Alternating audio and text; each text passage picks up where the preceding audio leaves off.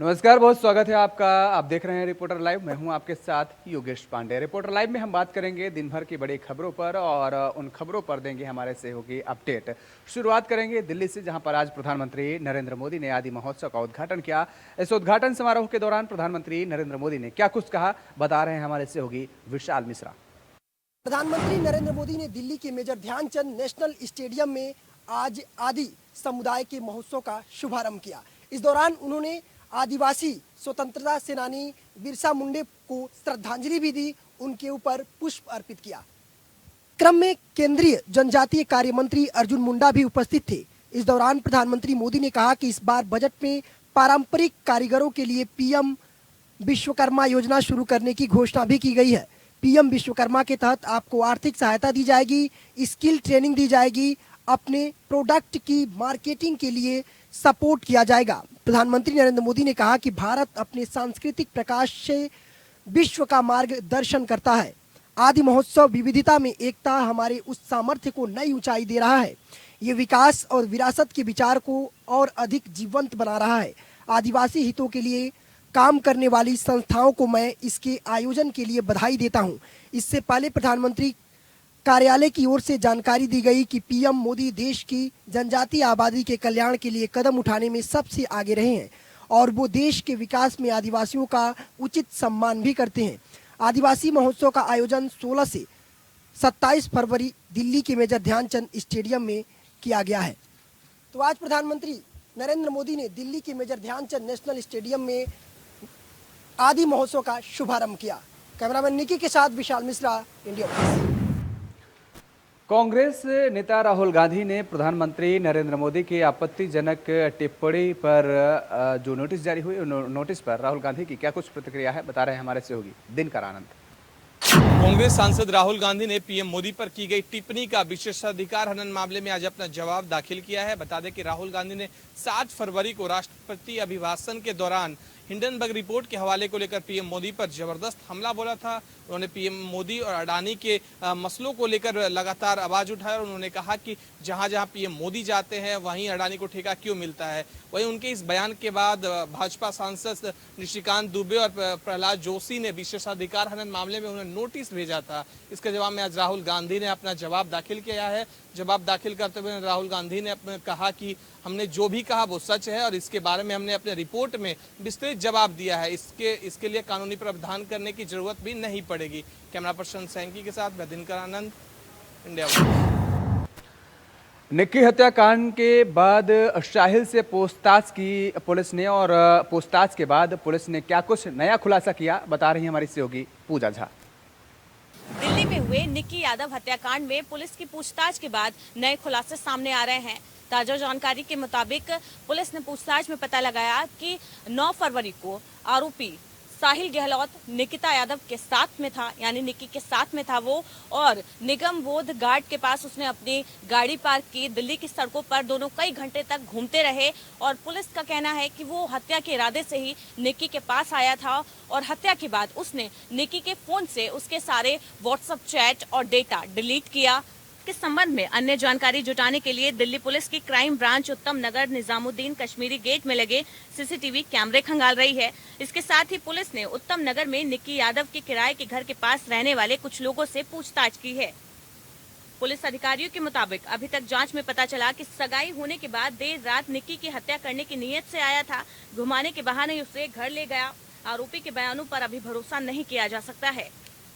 तो पुलिस का मानना है कि सगाई के बाद आरोपी साहिल निक्की की हत्या के इरादे से ही उसके पास आया था, जहां पर मौका देखकर उसने निक्की की हत्या की और उसके शव को एक बंद पड़े ढाबे के फ्रिज में छुपा दिया। फिलहाल पुलिस इस पूरे मामले में पूछताछ की है। आरोपी साहिल के घर वालों से भी पूछताछ की जा रही है। पुलिस पूरे मामले में सबूत जुटाने में लगी हुई है ताकि आरोपी साहिल को कड़ी से कड़ी सजा दिलाई जा सके, उसे उसके गुनाहों की सजा मिल सके। कैमरामैन निकी के साथ मैं पूजा झा। हाई स्कूल और इंटरमीडिएट की नकल विहीन परीक्षा कराने में अलीगढ़ प्रशासन कितना सतर्क रहा, बता रहे हैं हमारे सहयोगी प्रदीप पुंडेर। पूरे प्रदेश के साथ ही उत्तर प्रदेश के अलीगढ़ में भी नकल विहीन परीक्षा कराने की प्रशासन ने पूरी तैयारी कर ली है।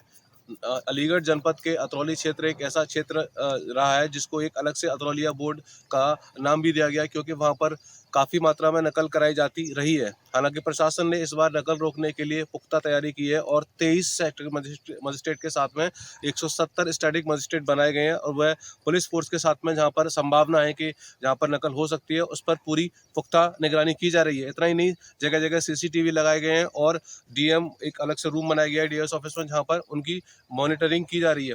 इस बार परीक्षा में तकरीबन 1,70,000 से अधिक विद्यार्थी परीक्षा दे रहे हैं, जो कि हाई स्कूल और इंटरमीडिएट दोनों को मिलाकर है। इतना ही नहीं, पर इस बार प्रशासन ने जो पूरी तैयारी की है, इसके अलावा जो परीक्षाएं वो शुरू हो चुकी हैं और पहले दिन परीक्षा काफ़ी मात्रा में सफल भी रही, क्योंकि किसी भी तरह का कहीं से भी कोई नकल का या किसी तरह का कोई नकली छात्र नहीं पाया गया है। मैं Pradeep Pundir, India voice, Aligarh.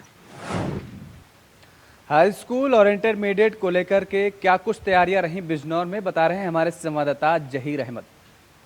UP board की हाई स्कूल और इंटर की परीक्षा आज 16 फरवरी से शुरू हो चुकी है, जिसकी तैयारी जिला प्रशासन ने बहुत पहले से कर रखी थी। परीक्षा नकल विहीन हो, इसके लिए शासन प्रशासन ने निर्देश दे रखे हैं और प्रशासन ने इसकी पूरी तैयारी कर रखी है। बिजनौर ज़िले की अगर बात की जाए तो 97,017 यहाँ पर परीक्षार्थी हैं जो इंटर और हाई स्कूल की परीक्षा देंगे। 133 यहाँ पर केंद्र बनाए गए हैं जहाँ पर परीक्षा आयोजित की जाएगी। साथ ही जिला प्रशासन और शिक्षा विभाग की तरफ से सुरक्षा के यहाँ पर पुख्ता इंतजाम किए गए हैं। सचल दल यहाँ पर बनाए गए हैं, स्टैटिक टीम यहाँ पर बनाई गई। साथ ही जो जोनल मजिस्ट्रेट हैं वो भी लगातार यहाँ पर चेकिंग कर रहे हैं। प्रथम पाली का पेपर यहाँ पर हो चुका है, जिसके चलते शांतिपूर्वक यहाँ पर पेपर संपन्न हुआ है। साथ ही दूसरी पाली का पेपर भी अब स्टार्ट हो चुका है। बिजनौर की अगर बात की जाए तो यहाँ पर एक स्ट्रॉन्ग रूम भी बनाया गया है, जिसमें प्रश्न पत्र रखे गए हैं और प्रश्न पत्र की सुरक्षा के लिए पूरे उस हॉल को सील कर दिया गया है। कोई खिड़की दरवाज़ा उसमें नहीं रखा गया है, सिर्फ एक ही आने और जाने का द्वार रखा गया है, जिसमें 3 सदस्य दल जाएगा और 3 सदस्य दल ही बाहर निकल करके आएगा। अगर बात सुरक्षा की जाए तो हर केंद्र पर यहाँ पर भारी संख्या में पुलिस बल भी तैनात किया गया है। फिलहाल आज जो है पहली प्रथम पाली का जो पेपर था वो शांतिपूर्वक और निष्पक्ष रूप से जो है पर संपन्न हुआ है। बिजनौर से कैमरामैन आरिफ के साथ जहीर अहमद, इंडिया वॉइस। जौनपुर में हाई स्कूल और इंटरमीडिएट की परीक्षाओं के दौरान ऐसा क्या हुआ कि परीक्षा हॉल में हड़कंप मच गया, बता रहे हैं हमारे सहयोगी विवेक कुमार। जौनपुर के श्री राम जानकी इंटर कॉलेज में आज उस समय हड़कंप मच गया कि जब हाई स्कूल के प्रथम पाली हिंदी के एग्जाम में एक युवती जो है दूसरे के स्थान पर पेपर दे रही थी, तभी युवती को हिरासत में ले लिया गया। बताया जाता है कि नंदिनी जो कि हाई स्कूल की छात्रा थी, उसकी जगह एक श्रेया नाम की जो है छात्रा पेपर देने पहुंची थी। तभी विद्यालय प्रशासन और सिटी मजिस्ट्रेट की टीम ने जो है दूसरे के स्थान पर पेपर दे रही युवती को हिरासत में लेकर संबंधित थाने को सौंप दिया है। वहीं पुलिस दूसरे के स्थान पर परीक्षा देने वाली युवती को हिरासत में लेकर मामले की जाँच पड़ताल में जुट गई है। आपको बता दें कि योगी सरकार नकल विहीन परीक्षा कराने का दावा करा, तो वहीं जिला प्रशासन भी नकल विहीन परीक्षा कराने का प्रयास में जुटा हुआ है। जौनपुर से विवेक कुमार, इंडिया वॉइस। कुशीनगर में परीक्षा सेंटरों का औचक निरीक्षण किया। जीरो ग्राउंड की जानकारी ली हमारे संवाददाता अवधेश मल ने। यूपी बोर्ड की परीक्षाएं आज से शुरू हो गई हैं। 16 फरवरी से लेकर 4 मार्च तक चलने वाली परीक्षाओं में 1,19,370 परीक्षार्थी इनरोल्ड किए गए हैं। 178 केंद्रों पर हो रही इस परीक्षा को सही ढंग से संचालित करने के लिए हर परीक्षा केंद्र के हर कमरे पर CCTV कैमरे लगाए गए हैं, जहां से परीक्षा को की सुचिता बनाए रखने के लिए कंट्रोल रूम से इनको कंट्रोल किया जा रहा है। जिला पंचायत के रिसोर्स सेंटर पर कंट्रोल रूम बनाया गया है। खास बात यह है कि वहीं से रिसोर्स सेंटर से ही सभी परीक्षा केंद्रों को देखा जा सकता है, उनकी सुचिता किस ढंग से परीक्षा हो रही है, उनकी सुचिता के साथ हो रही है या नहीं, यह देखा जा सकता है। नकल विहीन परीक्षा कराने के लिए 58 सेक्टर मजिस्ट्रेट, 30 जोनल मजिस्ट्रेट और 106 सचल दस्ते लगाए गए हैं। इसके बावजूद भी 2 पालियों में हो रही परीक्षा को देख रेख करने के लिए अलग अलग स्टैटिक मजिस्ट्रेट भी तैनाती गई है। इंडिया वॉइस के लिए कुशीनगर से अवधेश मल। संभल में परीक्षा शुरू होने से पहले हमारे संवाददाता ने डर और उत्साह के बीच छात्रों से बात की है। सतीश सिंह की बातचीत सुनिए आप। हम खड़े हैं इस वक्त जनपद संभल में। आज जो है हाई स्कूल की परीक्षा होनी है और यहाँ पर बच्चे आए हुए हैं और ये परीक्षा के बारे में हम आपको बताते चले कि किस तरह से परीक्षा होगी, किस तरह से व्यवस्था की गई है। और व्यवस्था के बाद में आज बच्चे हैं, बच्चों से पूछेंगे क्या हौसले, क्या उनके साथ जो उन्हें कोई डर तो नहीं लग रहा है और कहीं डर लग रहा है? आज बेटा क्या नाम है आपका? मेरा नाम हेमलता कुमारी है। मैं क्लास 10th की छात्रा हूँ। मैं पेपर में सब कुछ सही कर, मतलब मेरा मतलब है जो कुछ भी होगा पेपर में सही हो। सही हो, आपको कोई डर तो नहीं लग रहा नहीं सर, है? नहीं कहीं ऐसा तो नहीं हो रहा कि आप स्कूल की परीक्षा देने आई हैं? नहीं नहीं सर, हैं? नहीं। हमारे साथ और बच्चे हैं, उन्होंने कहा कि मैं अच्छे नंबर लेके आऊंगी और उनका ये भी कहना है कि जो है मुझे कोई डर नहीं लग रहा है। तो और हमारे साथ बच्चे हैं, क्या नाम है बेटा आपका? शिफा, कहाँ से आई हो? लक्ष्मणगंज। आज हाई स्कूल की परीक्षा देने आई हो जी। आप, पहली बार परीक्षा दे रही हो, तो कोई डर तो नहीं लग रहा नहीं। आपको? तो कैसा लग रहा है खुशी हो आपको? रही है और आप खुशी हो रही है जी। आपके लिए? कैसा महसूस हो रहा है अच्छे आपको? कि हमारे अच्छा पेपर एग्जाम अच्छा जाएगा और हमारी परसेंट भी अच्छी बनेगी। आपको ये भी बताया यहाँ के राज्य मंत्री हैं गुलाबो देवी, जो माध्यमिक शिक्षा मंत्री हैं, वो पेपर आज जो बच्चों को मिठाई खिलाने आ रही हैं, आपका हौसला अफजाई करने आ रही हैं, जी, तो कैसा लग रहा है आपको आज? खुशी हो रही है बहुत ज्यादा। बहुत खुशी हो रही है। जी। देखिए कितने प्यारे बच्चे हैं, उनका ये कहना है कि हमारे लिए बहुत अच्छी खुशी हो रही है क्योंकि आज स्कूल का पेपर है और पेपर में वो करेंगे कि उनके अच्छे नंबर लेके आएंगे। उनका ये भी कहना है कि हमें कोई भी डर और कोई भय नहीं है। सबसे बड़ा सवाल था कि यहाँ के जो राज्य मंत्री जो शिक्षा मंत्री हैं गुलाबो देवी, वो भी आ रही हैं, बच्चों को मिठाई खिलाएंगे, उनका हौसला अफजाई करेंगे और बच्चों से हम पूछेंगे कि कैसा उन्हें लग रहा है, आज महसूस हो रहा है। क्या नाम बेटा आपका? सिमरा कहाँ से आई हो? चंदोसी से। तो कैसा लग रहा है आपको आज स्कूल के पेपर में आई है? आज थोड़ी घबराहट सी हो रही है। क्यों घबराहट हो रही है बच्चे? बेटे पेपर देने में क्या घबराहट हो रही है आपको, बताइए कैसी घबराहट हो रही है आपको? इसमें सर फर्स्ट टाइम है ना, इस वजह से। नहीं, सबका फर्स्ट टाइम होता है बच्चों के लिए, तो आपको क्यों घबराहट हो रही है? आपको पता है यहाँ की राज्य मंत्री गुलाबो देवी हैं, वो आ रही है शिक्षा मंत्री यस हैं, मिठाई आपको हौसला अफजाई करने आ रही है आपको, जी। तो आप क्यों घबरा रही है? हमारे साथ और बच्चे हैं, क्या नाम है बेटे आपका? काजल, कहाँ से आए हो? यहाँ जो ज्ञान मोहल्ला NKBMC डिग्री कॉलेज के सामने से। आज आपको पता है स्कूल का पेपर है और हाँ, हमें बहुत अच्छा लग रहा है। तो कैसा लग रहा है आपको? अच्छा लग रहा है आपको? ये पता बहुत है, खुशी हो रही है मुझे। आपको ये पता है कि यहाँ की जो मंत्री हैं गुलाबो देवी, वो भी आपको मिठाई खिलाने आ रही हैं? हाँ, मैं मैम का धन्यवाद करना चाहूंगी कि वो हमारा उत्साह बढ़ाने के लिए आ रही हैं। और आपको ये कितना लगता है कि हम कितने अच्छे नंबर लेकर आएंगे? मुझे मेरी तैयारी के हिसाब से मुझे बहुत अच्छा लग रहा है कि मैं बहुत ही अच्छे नंबरों से पास होंगी। देखिए, बच्चे हैं और उन्होंने कितना अच्छा कहा है कि हम अपना हौसला अफजाई करते हैं और उनको ये भी कहना है कि बहुत सारे बच्चे हैं यहाँ पर, काफी संख्या में बच्चे आए हुए हैं। क्या नाम बेटे आपका? गौरी, कहाँ से आए हो आप? आटा गांव से। तो आज आपको हाई स्कूल की परीक्षा देने आई है, कैसा लग रहा है आपको आज?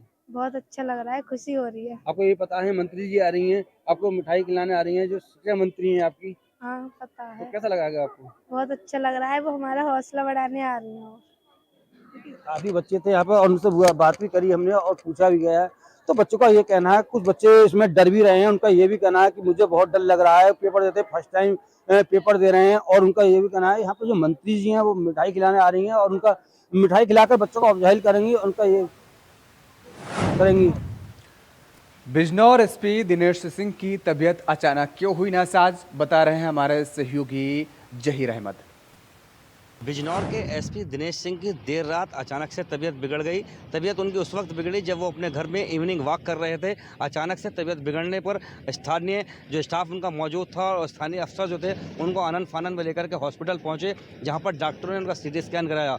हालत गंभीर देखते हुए बिजनौर के डॉक्टरों ने मेरठ के लिए रेफ़र कर दिया, जहाँ एक ग्रीन कॉरिडोर बनाते हुए बिजनौर एसपी को मेरठ के हॉस्पिटल में भर्ती कराया गया, जहाँ पर देर रात 12 बजे तक उनका गंभीर हालत में इलाज चलता रहा। लेकिन जब तक उनका कोई हालत में सुधार नहीं हुआ तो डॉक्टरों ने उन्हें नोएडा के फोर्टिस हॉस्पिटल में रेफ़र कर दिया। बताया जा रहा है कि बिजनौर के जो एसपी दिनेश सिंह हैं उनको ब्रेन हेमरेज की शिकायत की वजह से ये तबीयत बिगड़ी है। फिलहाल उनका एक डॉक्टर का पैनल के द्वारा नोएडा के फोर्टिस हॉस्पिटल में इलाज चल रहा है। त्योहारों के मद्देनज़र और कांवड़ यात्रा के मद्देनज़र शासन ने बिजनौर में पहले रहे एसपी प्रभाकर चौधरी को फिर से दोबारा बिजनौर भेज दिया है और अस्थायी नियुक्ति पे उनको आदेश जारी कर दिए गए हैं। बताया जा रहा है कि प्रभाकर चौधरी देर रात शाम तक बिजनौर पहुंच जाएंगे और ज़िले की कानूनी व्यवस्था व आगामी त्योहारों के मद्देनज़र उनकी पोस्टिंग की गई है। बिजनौर से कैमरामैन आरिफ के साथ जहीर अहमद, इंडिया वाइस। बांदा में कथित तौर पर मस्जिद तोड़े जाने की खबर की क्या है सच्चाई, बता रहे हैं हमारे संवाददाता संदीप सिंह। मरम्मत के नाम पर किया जा रहा था अवैध निर्माण, जिसको लेकर बजरंग दल और विश्व हिंदू परिषद के लोगों के द्वारा देर शाम यहाँ पर तोड़फोड़ की गई थी और काफ़ी उपद्रव भी काटा गया था। इसके बाद जैसे ही स्थानीय लोगों के द्वारा पूरे मामले की जानकारी संबंधित अधिकारियों को दी गई तो अधिकारियों ने यहाँ पर पहुंचकर पूरे मामले को संज्ञान में लिया। लेकिन कहीं ना कहीं जिस तरह से मस्जिद के जो जिम्मेदार लोग हैं उनका कहना ये है कि यहाँ पर प्रशासन की परमिशन थी जिसको लेकर के हम यहाँ पर काम कर रहे थे। लेकिन वहीं अगर बात करें स्थानीय लोगों की तो स्थानीय लोगों का कहना ये है कि यहाँ पर मस्जिद के लिए केवल मरम्मत के लिए ही परमिशन थी, ना कि दूसरे अन्य निर्माण को लेकर के। लेकिन इसके बावजूद भी मस्जिद के जो जिम्मेदार लोग हैं उनके द्वारा दूसरी मंजिल का अवैध निर्माण किया जा रहा था, जिसको लेकर के विश्व हिंदू परिषद और बजरंग दल के लोगों ने विवाद खड़ा कर दिया था। इसके बाद स्थानीय पुलिस ने मौके पर आकर पूरे मामले का संज्ञान लिया। वहीं विवाद आगे न बढ़े जिसको लेकर के पुलिस के द्वारा 2 जवानों को मस्जिद के बाहर तैनात किया गया है ताकि सुरक्षा व्यवस्था कायम रहे।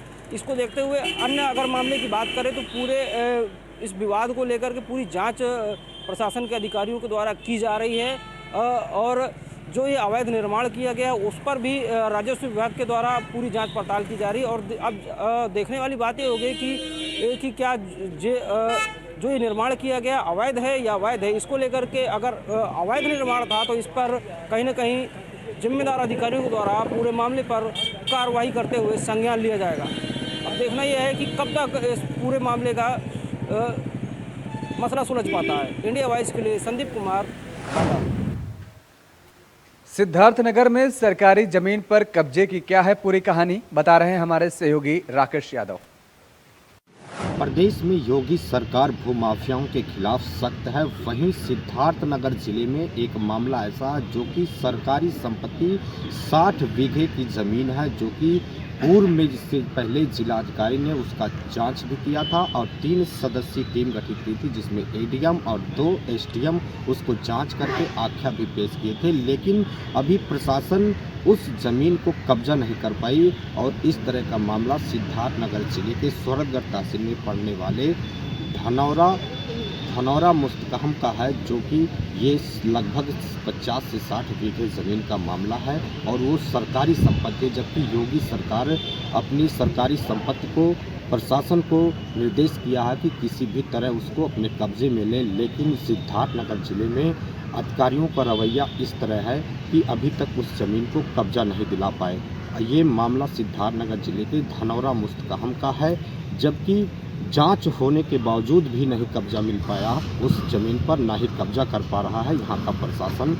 जबकि जिलाधिकारी का कहना है कि उसको जांच कराई जाएगी, जांच कराने के बाद जो दोषी होगा उसके खिलाफ कार्रवाई की। लेकिन जांच का विषय तो छोड़िए, जांच तो पूर्व पे ही जिलाधिकारी ने कर चुका, लेकिन अभी तक उसको कब्जा नहीं कर पा रही है यहाँ की प्रशासन। सिद्धार्थनगर से राकेश यादव, इंडिया। और खबर है कि दातागंज में पशु आहार खाने से 1 दर्जन मवेशी काल के गाल में समा गए। क्या है सच्चाई, बता रहे हैं हमारे संवाददाता सतीश सक्सेना। इसे एक हैरान करने वाला मामला निकल के सामने आया। आपको बता दें कि कपिला पशु आहार जो कि जानवरों को खाने के लिए लाया जाता है, वहीं जो पशु आहार जो था वो नकली पशु आहार था जिसमें पॉइजन पाया गया, जिससे कि मतलब कि आधा दर्जन से लगभग जानवर ख़त्म हो गए। वहीं लमसम में 1.5 दर्जन पशु अब भी गंभीर हालत में हैं। वहीं जब इस बात की सूचना डॉक्टरों को हुई तो डॉक्टर मौके पर पहुंच गए और इलाज शुरू हो गया।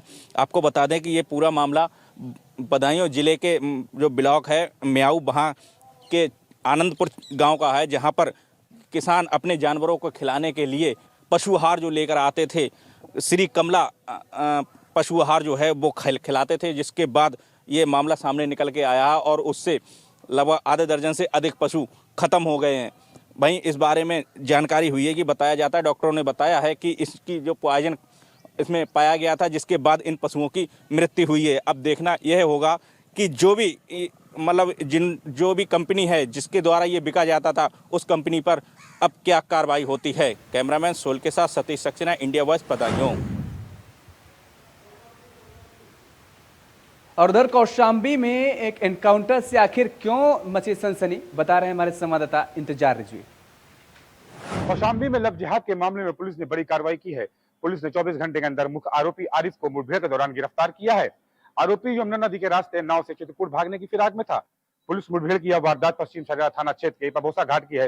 बता दें कि पश्चिम सरिया थाना क्षेत्र के मिर्धान का पूर्वा गांव में वैलेंटाइन डे पर धर्मांतरण व नमाज नहीं पढ़ने पर मुस्लिम प्रेमी आरिफ ने महिला की गला दबाकर हत्या कर दी थी। मृतका की मां ने धर्मांतरण और नमाज नहीं पढ़ने पर बेटी की हत्या का आरोप लगाया तो हिंदूवादी संगठन ने कड़ा एतराज जताया। देर शाम पोस्टमार्टम की रिपोर्ट आने के बाद हत्या की पुष्टि हुई तो पुलिस के होश फाख्ता हो गए। आज सुबह आरोपी यमुना नदी के रास्ते नाव से चित्रकूट भागने की फिराक में था, तभी मुठभेड़ के दौरान पुलिस ने उसे गिरफ्तार किया है।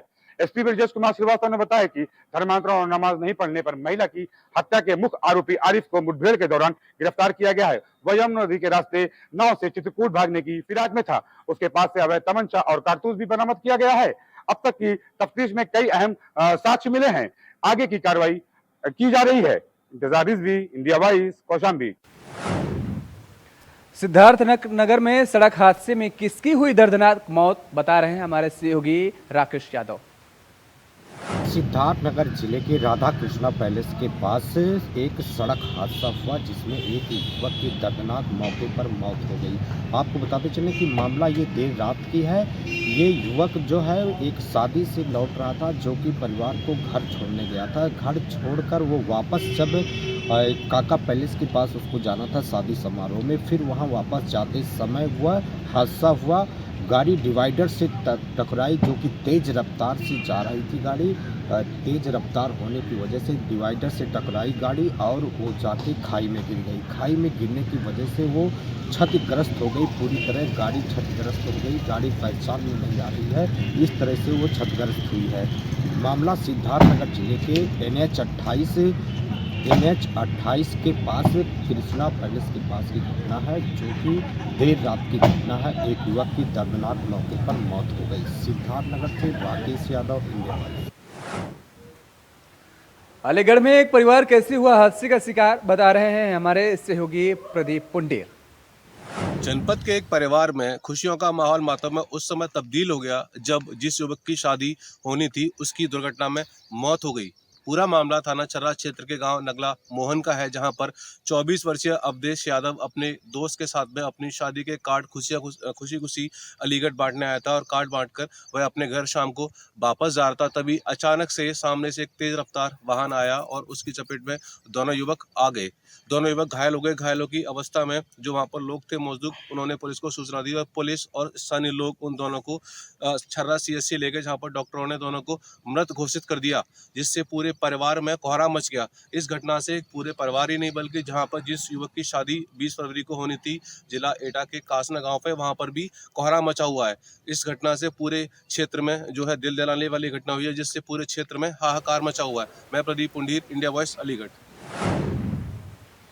सुल्तानपुर में दो मालगाड़ियां आपस में टकराई तो मच गया हड़कंप। इस खबर की पड़ताल की है हमारे सहयोगी शैलेश श्रीवास्तव ने। आज सुबह दो मालगाड़ियों के आपस में टकरा जाने से हड़कंप मच गया। आवाज़ इतनी ज़ोरदार थी कि यहाँ पर आसपास के रहने वाले लोगों में हड़कंप मच गया। आपको बता दें कि स्थानीय लोगों की मदद से ड्राइवरों को जिला अस्पताल भेजा गया, जहां पर उनका उपचार किया जा रहा है। आपको दिखा रहे हैं हमारे कैमरा पर्सन कि जोरदार टक्कर से ट्रेन के परखच्चे उड़ गए।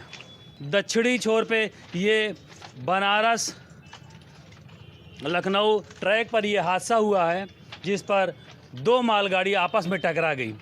आप देख सकते हैं ट्रेन का पहिया ट्रैक से पूरी तरह ध्वस्त हो गया है, उतर गया है।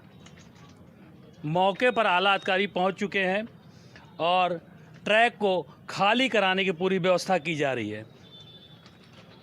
सुल्तानपुर से शैलेश श्रीवास्तव, इंडिया वॉइस के लिए। भारत और ऑस्ट्रेलिया के 4 टेस्ट मैचों के सीरीज का दूसरा मुकाबला 17 फरवरी को खेला जाएगा और इस खबर पर ज्यादा जानकारी दे रहे हैं हमारे सहयोगी दिनकर आनंद। दिल्ली के अरुण जेटली स्टेडियम में शुक्रवार से भारत और ऑस्ट्रेलिया का दूसरा टेस्ट मैच होने जा रहा है। बता दें कि यह टेस्ट मैच में भारतीय टीम 1-0 से बढ़त पा चुकी है और वहीं सीरीज में आगे कायम करना चाहेगी अपनी बढ़त को। वहीं ऑस्ट्रेलियाई टीम चाहेगी कि हम वापस अपने इस टेस्ट सीरीज में वापसी करें। वहीं आपको बता दें कि इस टेस्ट सीरीज में अगले मैच में शायद शुभमन गिल को मौका मिल सकता है। वहीं अगर स्पिनर्स की बात करें तो इसमें रविचंद्रन अश्विन बने रह सकते हैं, क्योंकि रविचंद्रन अश्विन का लगातार दिल्ली में परफॉर्मेंस अच्छा रहा है। वहीं इस पिच की बात कर ले तो टोटल इस पिच पे अब तक 34 मैच टीम इंडिया ने खेले हैं, जिसमें से टीम इंडिया को महज 6 हार का सामना करना पड़ा है। वहीं 17 जीत टीम इंडिया को नसीब हुई है। आगे की मैच बाकी ड्रा रहे हैं। कैमरा पर्सन सैकी के साथ मैं दिनकर आनंद, इंडिया वॉइस। रिपोर्टर लाइव में आज के लिए फिलहाल इतना ही। कल फिर होगी मुलाकात, तब तक के लिए नमस्कार।